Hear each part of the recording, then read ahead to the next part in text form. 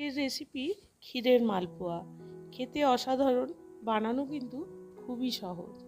আর সঙ্গে যদি থাকে ক্ষীর বা রাবড়ি, তা দিয়ে খেতে আরও সুন্দর লাগে। রেসিপিটি ভালো লাগলে অবশ্যই লাইক, শেয়ার, সাবস্ক্রাইব করার অনুরোধ রইল। নিয়েছি একটি বাটির মধ্যে প্রায় 500 ml মতো দুধ নিলাম। দুধটা হালকা গরম আছে, এর মধ্যেই দিয়ে দিচ্ছি 1 বাটি খোয়া ক্ষীর। দিয়ে এটা কিছুক্ষণ ঢাকা দিয়ে রেখে দেবো খোয়া ক্ষীরটা দুধের সাথে মেল্ট হওয়ার জন্য। দিয়ে দিলাম অল্প একটুখানি চিনি, 2 চামচ মতন। আর দিয়ে দিচ্ছি 1 কাপ ময়দা, 250 গ্রাম হবে। আর 1/4 কাপ সুজি দিলাম।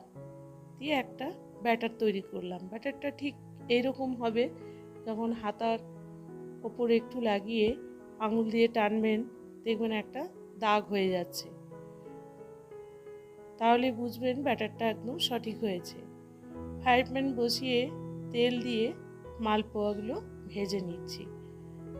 ঠিক এরকম গোল্ডেন কালার চলে আসলেই মালপোয়াগুলো ভেজে তুলে নিচ্ছি। ফ্রাই প্যানে ভাজলে বেশ একসঙ্গে অনেকগুলো ভাজাও যাচ্ছে, আর তেলটাও একটু কম লাগছে, এই জন্য আমি ফ্রাই প্যানে ভাজছি। একটি কড়াই নিলাম, তার মধ্যে দিয়ে দিচ্ছি 2 কাপ চিনি, আর দিয়ে দিচ্ছি 2 কাপ জল। একটা শিরা তৈরি করতে হবে চিনির। কয়েকটা এলাচ ভেঙে দিয়ে দিলাম। নাড়াচাড়া করে চিনির শিরাটা বানিয়ে নিলাম। সামান্য একটু ফুড কালার দিলাম, এটা অপশনাল, না দিলেও হবে।